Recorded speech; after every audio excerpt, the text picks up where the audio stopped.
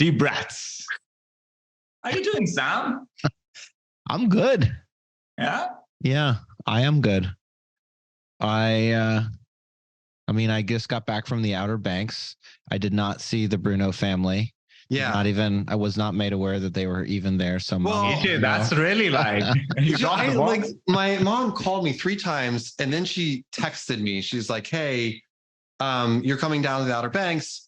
Why don't you come down and we'll meet with Sam together? And I first off, I have that sounds like a performance for me. We're gonna meet with Sam and give him some feedback. Well, I have an uncle Sam who's a doctor, and I thought her brother, and I was like, oh, okay, I guess it's about me. I've talked about my health situation. I was like, that makes sense. I'll go like talk to him. So I called her, and she was like, yeah, it would be great. And I was like, you're talking about Uncle Sammy? And she's like, no. Your co-host on Topline. Don't you even listen to your own episodes when you're talking, AJ? Geez, you didn't even mention that I live here. Oh. This is Topline.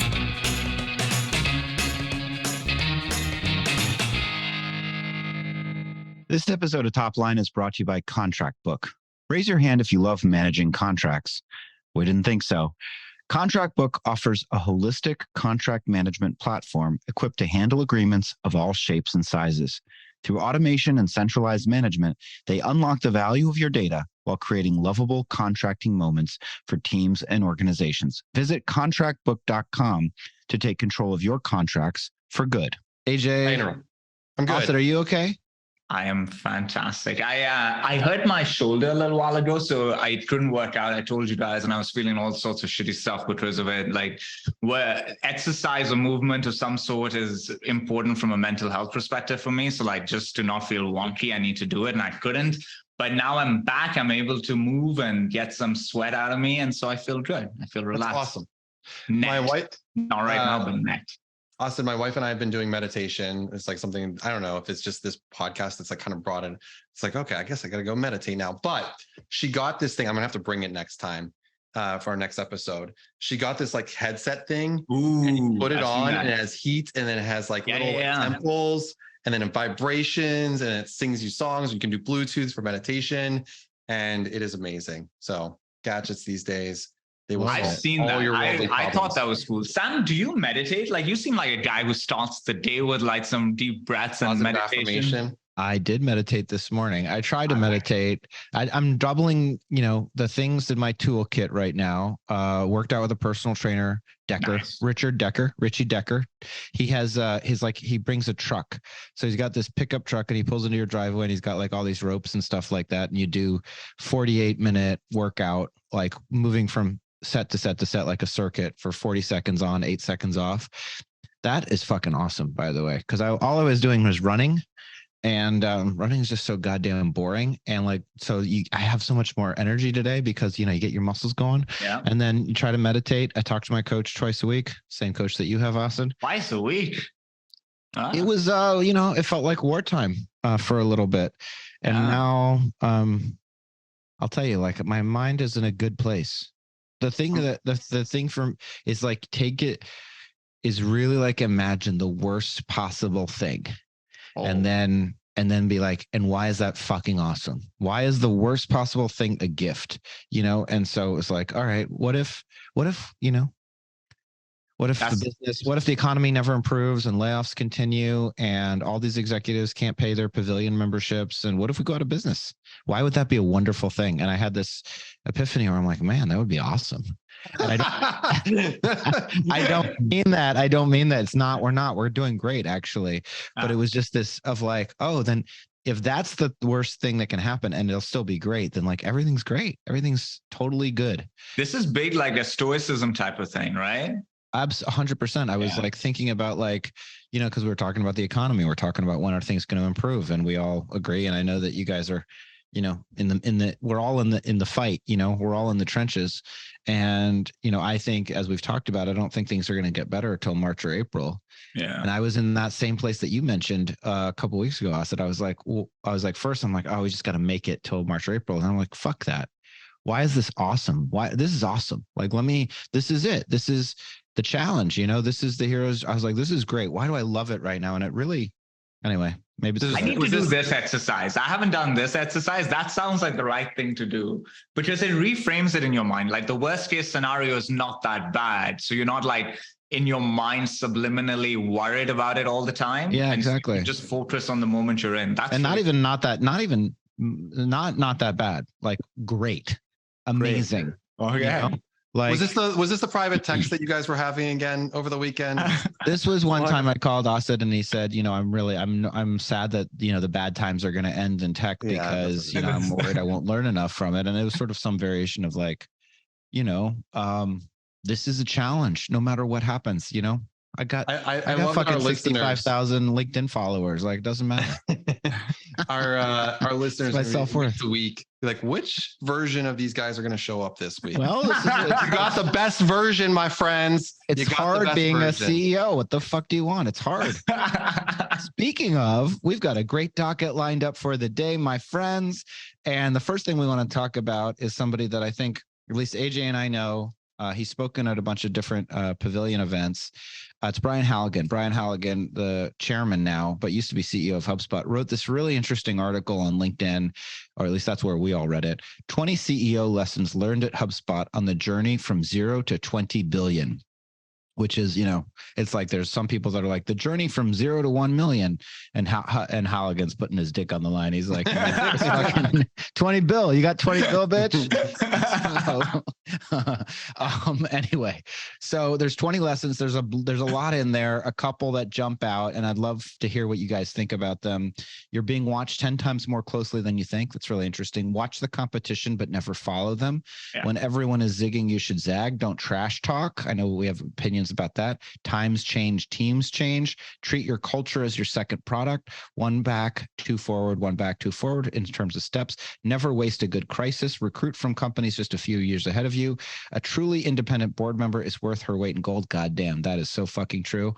Feedback is the breakfast of champions. Transparency builds trust. Make a large pie and take a bite along the way. Your greatest strength turns into your greatest weakness. The IPO is the starting line. Know when to hand over your keys. Pick your successful carefully. Jesus, this is a lot. Chair people don't drive. Being a CEO is overrated. 20 lessons from the great Brian Halligan. We are all CEOs. AJ, what was your reaction? What do you agree with strongly? What do you let's start with what you disagree. What do you think is absolute bullshit? Well, I think the first one off the bat is bullshit in today's world. So what's the first one? You've been watched 10 times. Look, here's my take. That's true. That's not bullshit. The first one is keep your head in the sky and your feet on the ground. So all right, fine. That one, my head's always in the clouds. So I was like, whatever.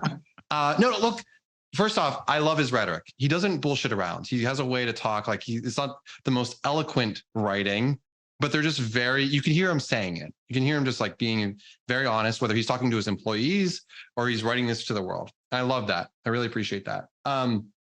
But I think about where he came from in like the 15 years. First off, all employees were in Boston. They all worked out of an office. He saw all of his employees every day. I think the one with Dharmesh about the 360 was awesome. That's fantastic. I love that. He just lived in a different world. And I don't mean that negatively. I was a founder in that world too. And I miss that world a lot in some ways. But you said, but the one you disagree with is you're being watched 10 times more closely. We just can't be watched 10 times more closely. We're just fucking in our, like, look at, Austin, how many times have you had your coworkers over at your place to look at your brick wall? It just isn't like my new brick wall. So I guess maybe it's a semantics issue here, Sam, of like 10 times, like, okay, when I type on Slack, is that being reviewed? Is like this giant, we talk about this before of like, you're a giant rock. A CEO is a giant rock over a lake, drop it, ripple effects. Everyone hears it. If you say you do a thing, you go do that thing. Like, today, here's a good example. We have an email going out to all of our customers. We do it on the first of the month. It's called a period summary email. It lets them know about their earnings. We just launched Home for Reps. And so they have a totally different view that's consolidated. They can see all of their information more concisely. On the 1st of August, we will launch our period summary email. I have been very quiet in Slack in general, but I was thinking about this. I was on my run. I was like, oh, we need to take that period summary email and announce it, right? We need to actually make it a pretty big deal. I dropped that in Slack and everyone was like kind of clamored to and said, hey, okay, let's think about this. Okay, we should talk about this. Our CMO is out this week on PTO. So I was also like, I'm going to intentionally, I think this is the right thing to do. So we're going to do it. And we have a meeting Thursday to go over it. Now, that's probably what the 10 times more closely means, is like your words have weight. However, I don't feel like my presence as a human being, which is a superpower of mine, is being watched, which I wish it was. Oh, that's very interesting. I think that the fact that we're not in offices as much anymore, we're either remote or we're hybrid, it changes how people look at us. But if you take a step back and just look at the relationship between a CEO and the people that work in a company, the CEO's job is to effectively allocate resources with scarcity in mind and with the strategic priorities in mind. People join the organization to learn, grow, and make money. How effectively the CEO allocates resources has a lot to do with how much they learn, how much they grow, how much money they make. And so if they're smart, they're always going to be looking for signals that help them understand if this person is doing this well, or do I have cause for concern? Should I be worried? Especially in an environment like right now, where there are all these layoffs that are happening, people are looking for signals. It's almost this subliminal thing that you do for self-preservation, right? You're looking for signals for self-preservation. So yes, we're not in the office as much, and so people don't get to see us as much as they would if we were in office, but I do think your tonality in Slack matters and is looked at. Your energy in meetings, the emails that you send. I think people notice how you write, when you write, what time of the day you're sending those messages, and they have a base level to compare to. So they're making a read on, is this person feeling this way or that way? They're taking all of this data in to decide how they feel for themselves and assess risk. And a really interesting exercise that a person can do. And I think this is not just something CEOs should do, but it's actually anyone listening who's a leader should do this. Go and look at your communication on Slack and emails in the best month you had in 2021, and now compare it to the worst month you had in 2022. And see the difference. That difference is always noticed. That's interesting. So you're saying, is your thought here, Asad, that in your worst month you communicate less? You're like, go inward, or your tone might shift. It changes. Like there are people that I get messages from, like when the market was hot, emojis and shit, and they were like feeling all jolly about life. And like I've noticed emojis take a peak when the market's hot, and punctuation gets better when the market's shitty. And so you do see a shift in communication. And if I remember being, I'm a newer CEO than you guys, so I remember being an employee in an organization, and I would notice these things, like how does this person feel right now, especially if times are tough. I want to know that the steward of this ship is in the right mind frame, and I'm assessing through whatever bits and pieces of information I can get. I mean, AJ's not, we're not in the office. If we're not in the office, then there are less visible cues. I think that the point is that, so I agree with both of you. I think. Hold on, guys. I'm busy looking up my Slack analytics right now. I will say that the biggest piece of feedback I tend to get is sort of closely correlated to his point, which is that you don't understand how much your energy changes how the company operates. And also because I don't think the three of us are, well, I don't know. I don't think the three of us are particularly conceited or egotistical. Like I think our self-image is probably pretty moderate in terms of how we think about. Speak for yourself, Sam. Oh, exactly. I was going to say Austin's probably the most egotistical of all. I did myself. But so when you're to any degree authentic or humble, if your self-image is not grandiose, you really downplay. And you go into these meetings and you're like, remember when you said that? I remember you said this to me, and remember you said this and you said this in this particular way. I'm like, I don't remember that at all. I barely remember what I had for breakfast. And anyway, so I think this is a really good point, Sam. Do you guys have someone in the company who just like gives it levels with you and just gives it to you like real? Do you have, yeah, I've got a number of people, some of whom listen to this show, give me real feedback, and it's always a balancing act. Feedback is like this whole, you have to get it, you have to receive it. It doesn't mean it's true, because there is no truth. All reality is a collective hallucination. Like what you really have to do is get feedback from somebody and understand their bias and your perspective on their bias. And then you can get their feedback and you can decide what you want to do with it, understanding that it's not it's not Moses from the Mount. It's not the 10 Commandments. It's a perspective, but I was on a call with Sam a while ago where Sam had asked for just to connect and get feedback on Pavilion. And he said two things when I left that call. I was like, oh shit, and I wrote it down. It's still in my head. One was, you said feedback's a gift. And it was just really nicely framed. And I was like, it is a gift.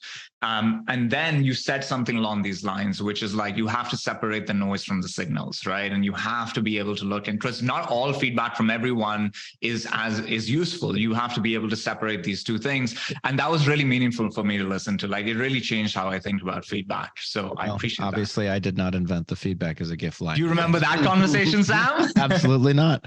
All right. Something else that Brian Halligan said. He wrote, being a CEO is overrated. And AJ, I know you have a perspective on that. I'll lead with my perspective. I just saw Oppenheimer. Ooh. Great fucking movie. Amazing film. Never have I seen such a fast 3-hour movie.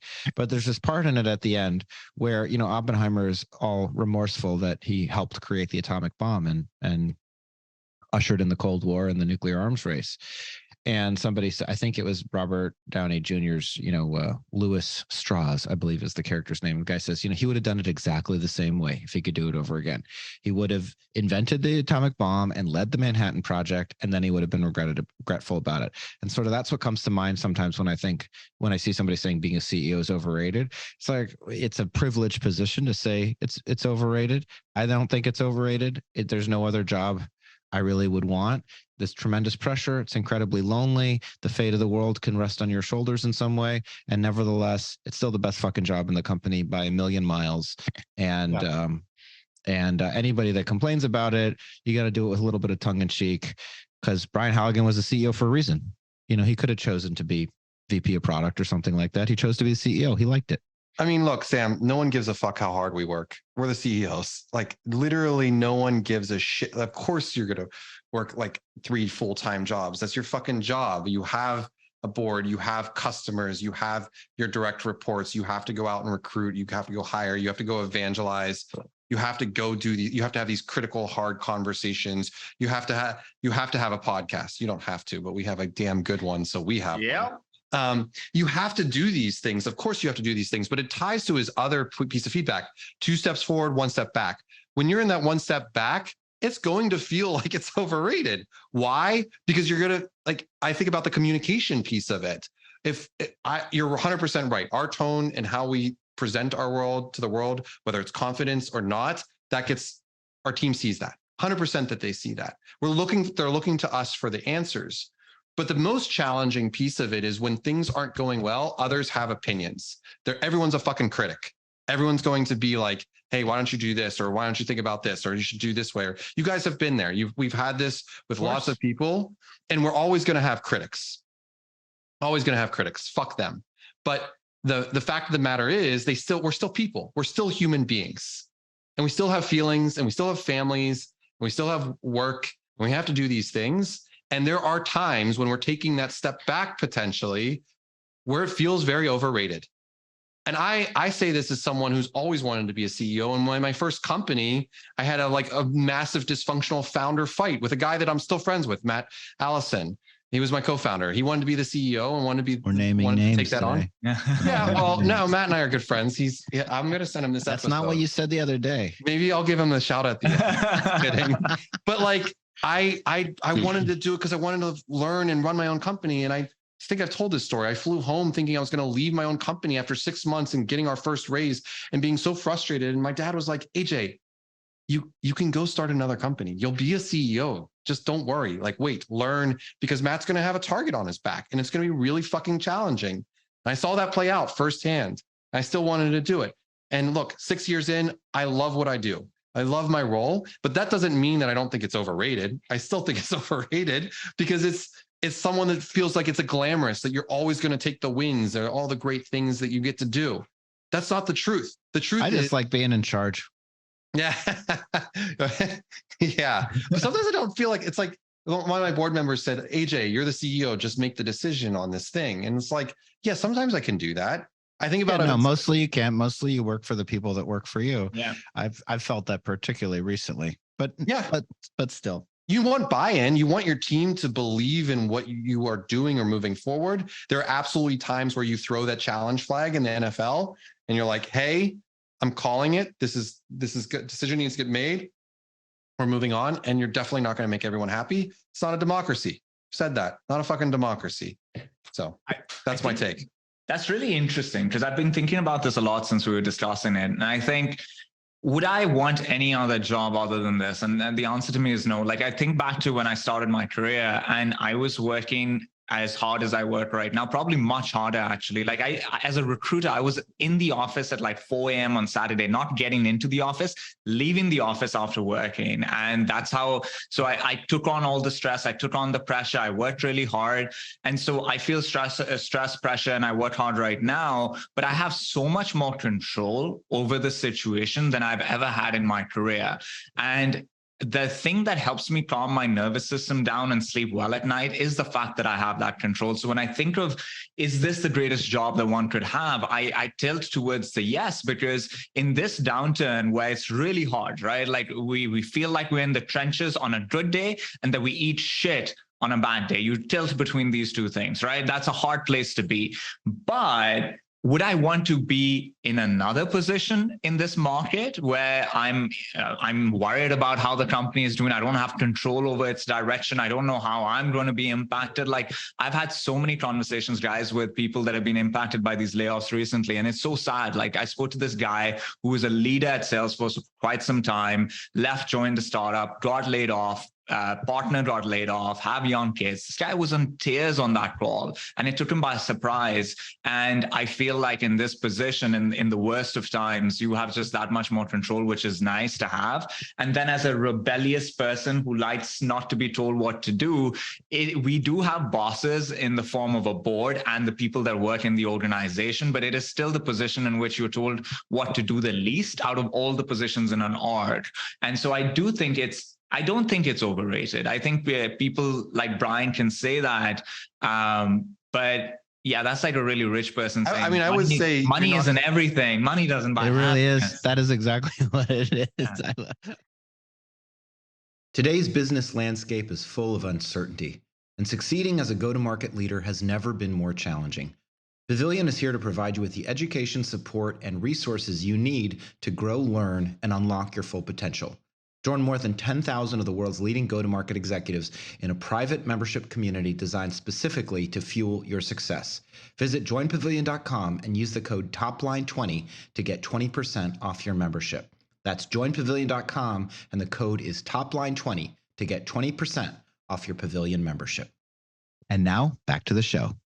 Well, I love it when all the super rich people become Buddhist and disavow desire. You know? Happiness is different to money. And it's like, dude, you haven't even looked at the studies. They're literally studies that compare happiness and income, and they show a correlation. With every $10,000 increase from 40,000 to 100,000, there is a significant increase in happiness.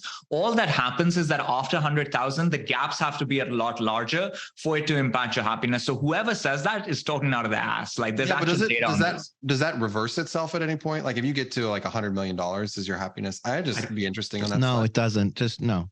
No, the rate, it's what Ozit says. The rate, the marginal dollar has less of an impact at 100 million than it does at 100,000. But make no mistake, it's better to have 100 million.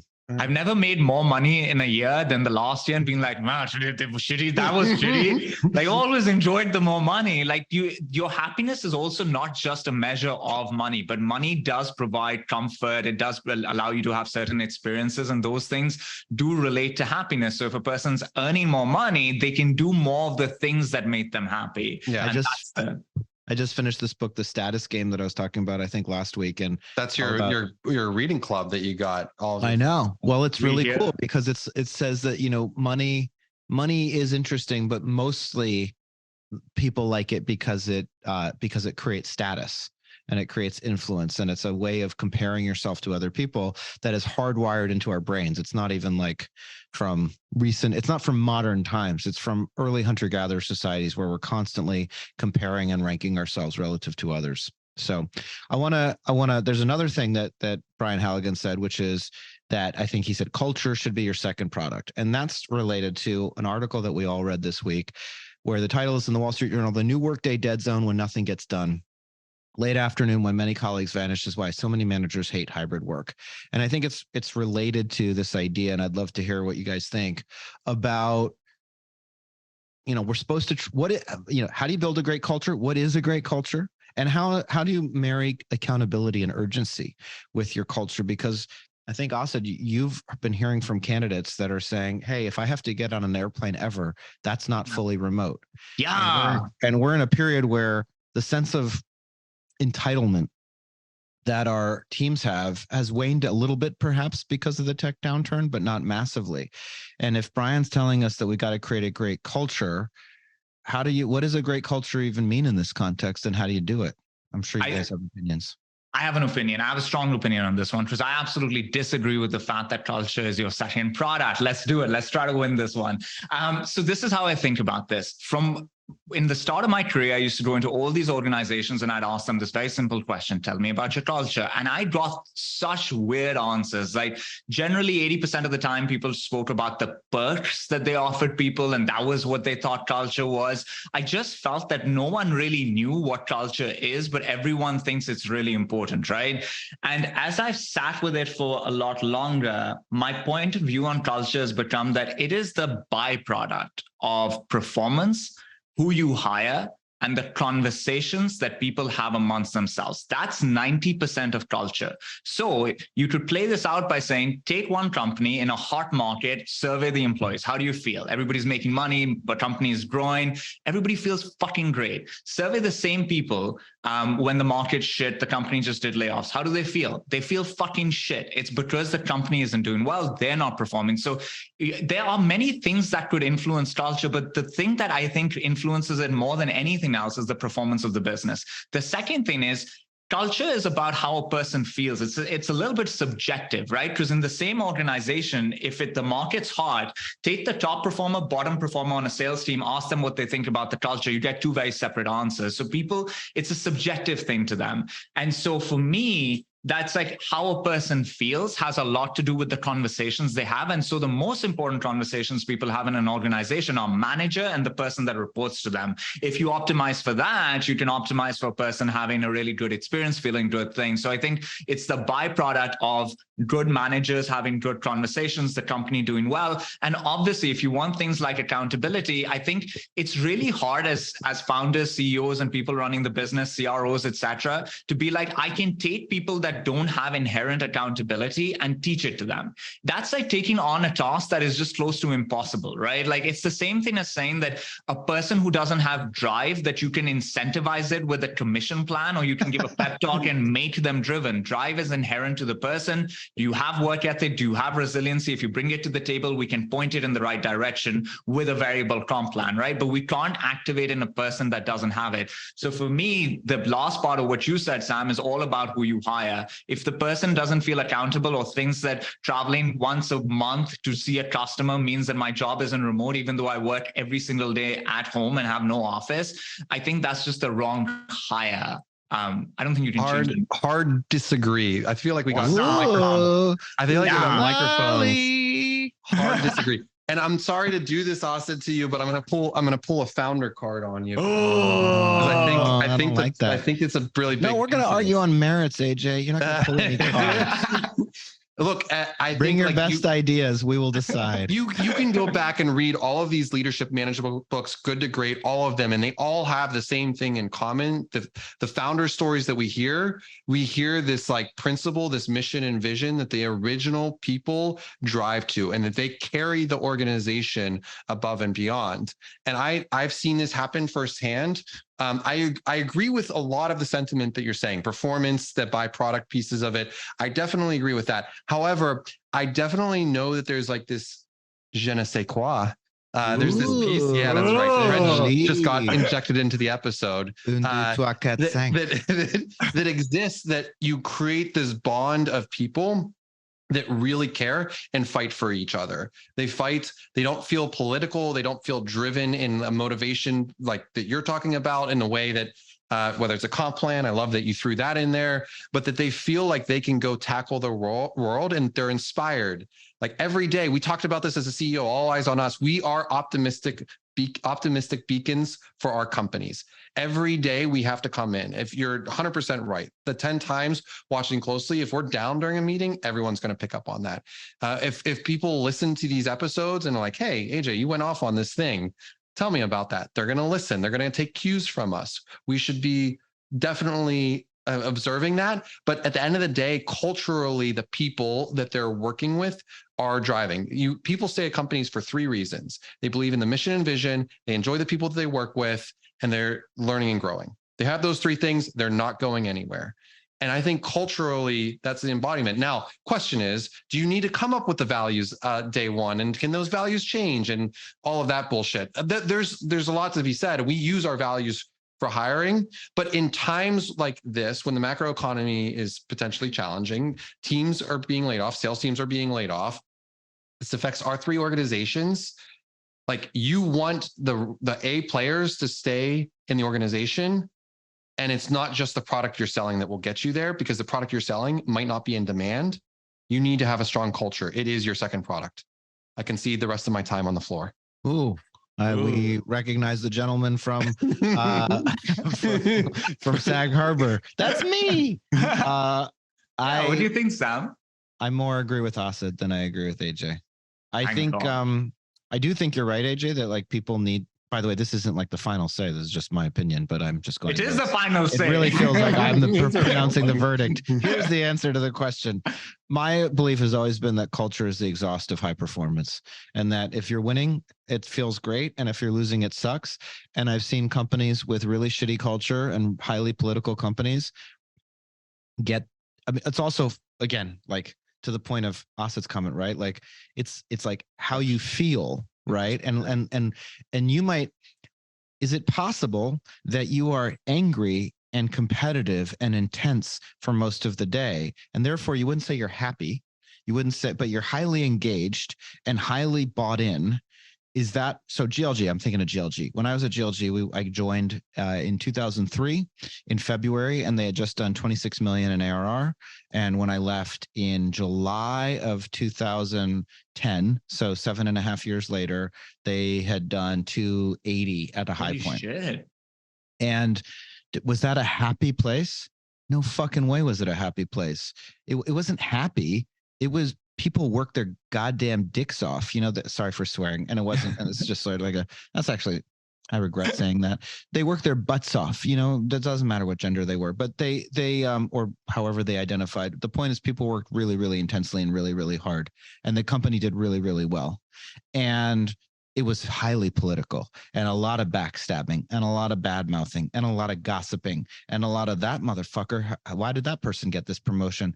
And that was the best performing company I've ever worked at. They still, I think they're doing north of 600 million in ARR, maybe 700, with 20% operating margins, throwing off $100 million of cash every year. Like, that's a good company, So I do think you're right, AJ, that like people need something bigger than themselves to believe in, 100%. But well, wait a second. You joined at 26 million, and so like, first off, it started how many years prior? 5 years, 6 years prior? Yeah, 4 years, really. I mean, 4 years prior in 98, so, 99. So like, culturally, there was probably a shift at somewhere. I'd also say the culture was the work ethic. Like, everyone worked really, really hard there. And that was just, that's my point. My point is like a good culture doesn't necessarily mean everybody's happy. Yeah. A good culture might just be, what is the culture? What are the group behaviors that contribute to high performance? And it's not, and I'm saying this explicitly because sometimes there's people in a company that are like, well, good culture is everybody giving you good feedback and rating, giving you like a good employee net promoter score, and like everybody being really happy about working there. And I'm saying, on the margin, if I had to choose, I would choose to be I would want people to be happy versus sad. But most importantly, I want to behave morally and ethically, and I want to perform. That's the most important thing. I want people to do what they say they're going to do. I want them to care about the performance of this body that we call a corporation or organization. I want to make sure that we're living our values, that we're not cheating people. But beyond all that, I think it's probably better if they're happy. I think you're Sam, somewhere in the middle. You're in the middle between us. Yeah. Tilted my way though. Tilted my way. Sam, question for you. Like you were there for quite some time. You saw the company evolve a lot while you were there. Did the culture just become more of what it was in that 4th year of their existence when you joined, or did it evolve over this time? Like, I think it evolved. It became what happens to every company. There was a period where it became flaccid, right? It stagnated right after I left. It stagnated. Then 2 things happened. The CEO really went on this journey of like gathering feedback and becoming better and listening to people. And I heard so many positive. He was, got mixed reviews when I left, but couple years later, when they really experienced very significant growth, probably from like, I don't know, 2012, 2013 through like 2017, 2018. I'm not exactly sure when Alexander left. That was like the second heyday.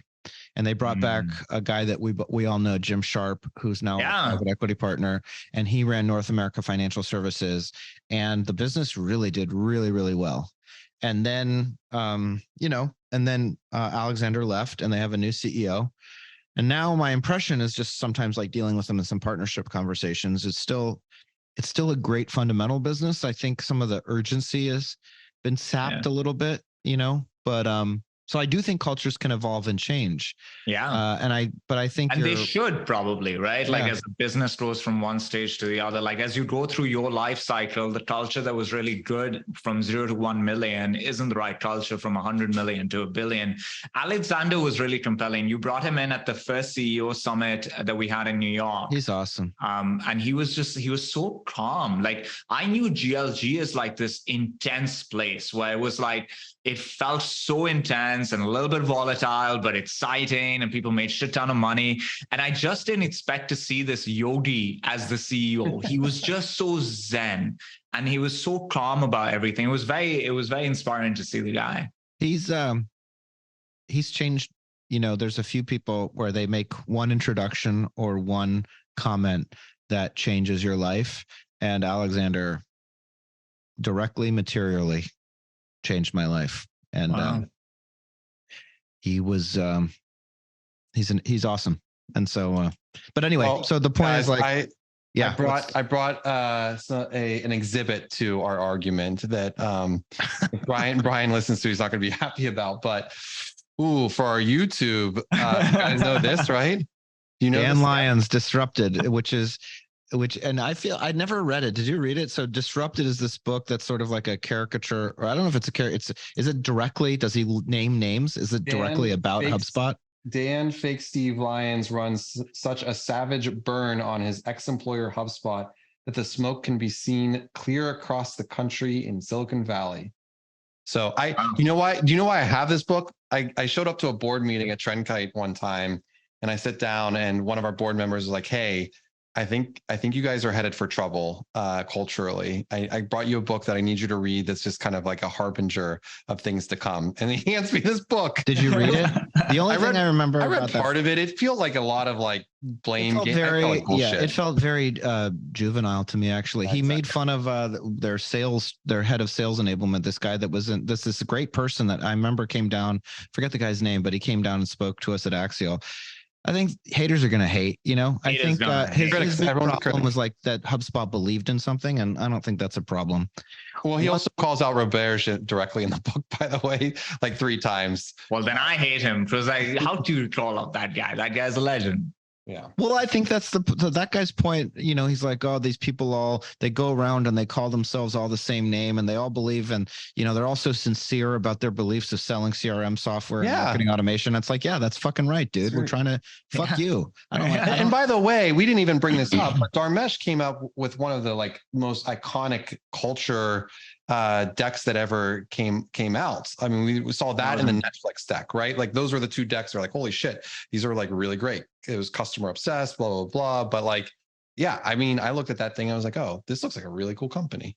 Yeah. I think of it like, I do still think that if you're a founder or a CEO right now and your company is struggling and you feel like, people don't feel as great as they did when we were winning, where your resources and your time are scarce, where do you point them? Right? Like, do you sit down and say, well, let me build my second product, which is culture, and I'm going to optimize that? Or do you say, I think if this business gains more momentum, that'll significantly change people's opinion? Because AJ, you said that people join organizations to learn, to grow in something else, right? But what was missing in that was the money aspect. Like, people also join organizations. They join organizations. Money is a catalyst. No, people don't leave. No. I'm talking about leaving organizations. No, they leave organizations for money all the time. We're a recruitment company. That's not Why do you want to leave? I want to make more money. Like, fuck off. Like, Of course. But if you dig deeper and like actually look at the motivations behind it, if they like believed in the mission and the vision, if they cared a lot about the people and they're learning and growing, yeah, money's a part of it, but it's not going to be like I need to make, if they were like, I need to make 300% more, sure. Like 20%? It actually depends. Fuck off. Let me say it like this. If the person is, let's say, ready to go from mid-market to enterprise, and that is just not available in the organization, and that's a significant shift in compensation, I don't think that person stays because they're like, I like the people that I work with. You just proved my point. That's learning and growing. They want to learn and grow into the enterprise. Like, that's probably the real thing that they're thinking about. Not the nicer house that they can buy. Here's something I heard recently from our team, which is that they said, there was employee feedback complaining, that's a bit aggressive, providing feedback about, disengagement, about burnout. And the feedback that we got from last week from an offsite was, it's not a function of bandwidth. It's not a function of workload. It's a function of lack of agency and lack of communication, which I completely appreciate and respect, which I thought was really interesting, which is like part of, I'm not working too much. It's that I feel like you're giving me these directives and I'm not sure what they relate to or how they tie to anything.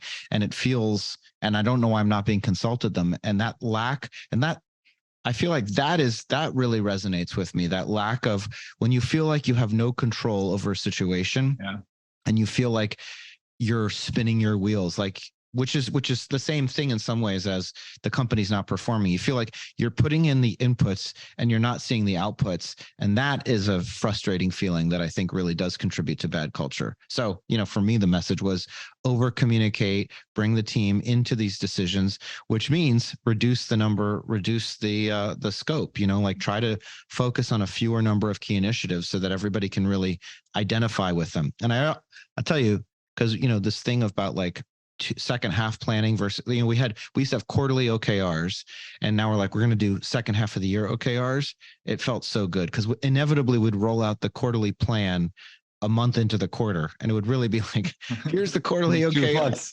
You got 2 months to get it. Yeah, exactly. So it felt.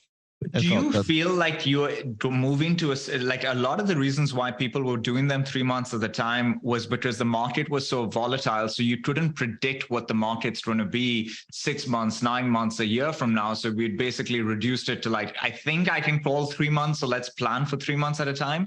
Do you feel like you're now doing 6 months at a time because you feel more confident calling what the market's going to be for 6 months? Does that have anything to do with it? I feel like my plan at this point I've adjusted the plan for the market. This is the size of the team that we have, reflective of the market. These are the priorities we have because of the market.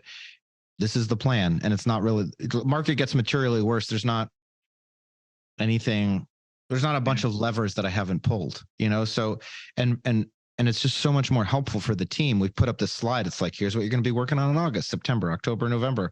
Somebody said, this is the best slide I've seen in any meeting at this company, because they never felt, which is on me, they never felt like, what's the fucking plan, dude? What's the plan? And how does what I'm doing today? And even the other cool thing was, because we were talking about, our focus is being an executive community, and we have a group of non-executives, associates, and that business has been contracting, and because we haven't been devoting resources to it. And so we have these dashboards every Monday, and you're seeing the executive business go up and the the associate business go down. And I explicitly told them, if you're just a junior person in the company and you're looking at that dashboard, you're like, oh my God, we got to fix the associate business. It's going down. It's the one that's not going up. And I'm like, no. Just so everybody knows, I literally did this an hour ago. That's the strategy. That's the strategy. We want it to go down. We want growth to come from executives. We want to be focused on executives. Every dollar that I can move from a non-core to a core focus is a dollar that is not dragging me down. If I can burn down, it's not that I don't want the associates business. If you're listening out there, I love you. But our focus is to be an executive community. Our focus is on our ICP. And every dollar that we sold not to our ICP is a distraction. And you get to a point where if you need to be break even or profitable, like that distraction is urgent because you need it to pay the bills. But if you can find a way to shift off of it so that 12 months from now, it's a de minimis line item in our revenue stack, that's a great thing, because then I don't give a shit. Then I can just and triple down on my core ICP. 4 things. 1, maybe all the associates are just becoming executives. 2,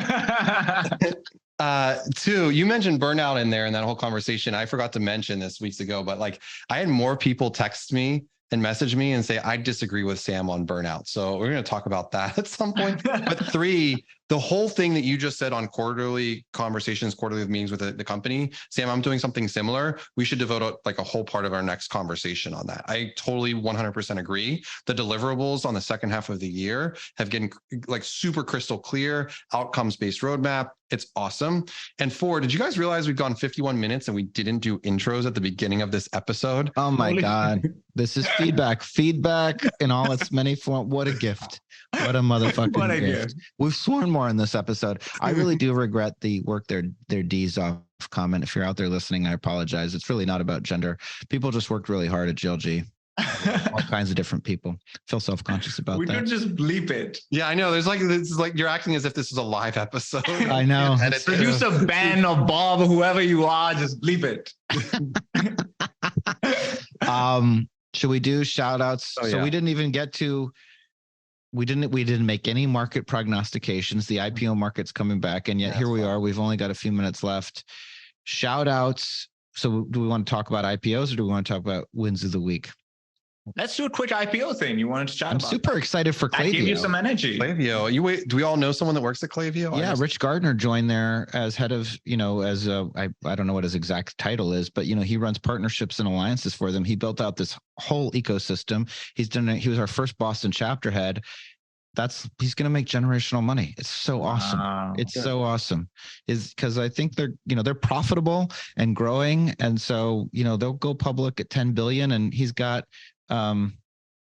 he's got a quarter of a point or half a point or something. That's like what that. it's all about. Wow. And as I learned today, it's all about the money. I was learned that today. I just think I'm so excited for him. Awesome. The article that we're referencing, everybody says that, the IPO market, FOMO drives investors as IPO market awakens from long slumber. There's a bunch of companies that have been sitting on the sidelines that might go public. Really portends well for 2024. Just excited. I think 2024 is going to be awesome. It's going to be a great year. We spoke about Klaviyo in one of our first few episodes, and I said something that I was wrong about. So we do predictions where we were right. Let's call out where I was wrong. I'd said that Klaviyo was, their point of view on the market was that by later on this year, the market will be a lot better, which will make their ability to do an IPO successfully a lot better as well, which is why they've made this call. I was completely wrong about the market being a lot better by now, but it's so exciting to see them about to get lined up. There was that other company in the beauty tech space that just had an IPO and they popped. It's been such an interesting market because in 2021, we had 2,000 plus IPOs. And prior to that, the average was somewhere in the 200 range. And then the market just shut. It was like no IPOs, like nothing was happening. And the first one has to happen, the second one has to happen, and they have to see how it plays out. But once it plays out well for a few, we've got such an exciting backlog of companies that are just waiting to go public. So it'll be a really interesting year next year. That's going to be great. Shout outs, wins of the week. Time to sell it, end on positivity. I'm going to do the wins of the week. It's a future win of the week.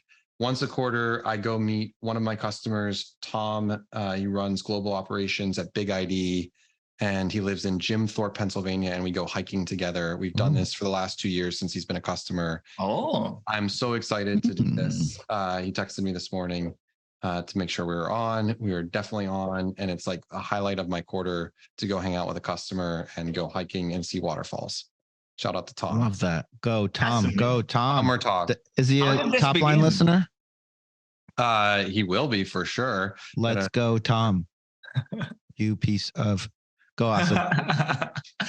So mine is, I want to shout out my team. I don't shout out my team often, but I want to shout them out because the other day there was this message that was going on internally, which was that this candidate that somebody had reached out to, the solutions engineer for enterprise at the enterprise level, had said that this remote job that we were representing that had a 10% travel component isn't actually a remote job.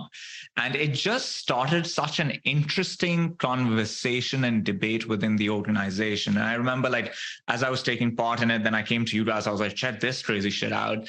And at the end of the day, it was just such a smart conversation with all points of view put forward, and just this calmness to like figure out how we actually as an organization feel about this versus just being flippant and funny about it. And I just felt really proud of the crew and proud of being part of that conversation. So shout out to everyone at SDA that was part of that conversation.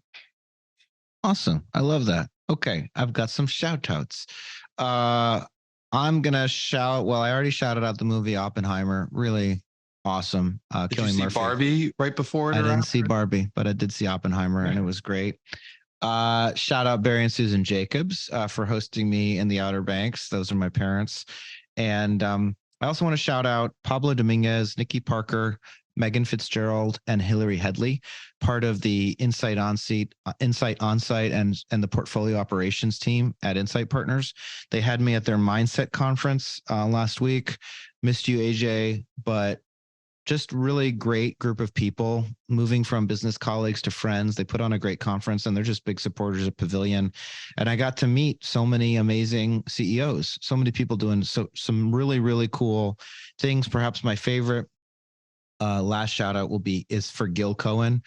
Gil runs a company called Immubit, and they take tractors, and in the aftermarket they make them autonomous vehicles, and so they sell to farmers and big agriculture companies to take tractors and make them, self-driving. Wow. And if you think about it, the use case for self-driving in a farm is like the best use case. It's a very specific grid. There's no like cloudy day where somebody jumps into the street and the car might hit them. And so he's building a great company, and Gil derived this really effective enterprise sales qualification system for his deals. And he's like, I don't know anything about sales. And of course it turns out that he does. And he approached it from an engineering perspective, but a cool conversation. So those are just some of my shout outs, and I can't wait to see all my buddies in New York. Negative shout out to the wind, Sam. I heard you didn't get to ride in the balloon. We did not get to ride in the balloon, and I woke up at 4:30 in the morning on my birthday, and I was so damn exhausted. But Boulder's cool. Boulder's great. Yeah, I like Colorado. Did you have a happy birthday, Sam? Yeah, did you? I'm just excited because I think this is going to be the best year of my life. Oh, I love that. There we go. And Positivity. I love my, I just get to the place where I love my job. I love these problems. I'm going to be okay no matter what. And I'm just excited. And I really do think we're through the toughest parts, and I think it's going to start getting better soon, and got to make it to that. Amen. Yeah. Amen. All right, guys. Talk to you soon. Thanks for listening, everybody. Bye, everyone. Bye, everyone. This episode of Topline was brought to you by Contract Book. Contract Book's holistic contract management platform allows businesses to scale with accessible, actionable, future-proof contracts. Step into the new era at contractbook.com and take control of your contracts for good.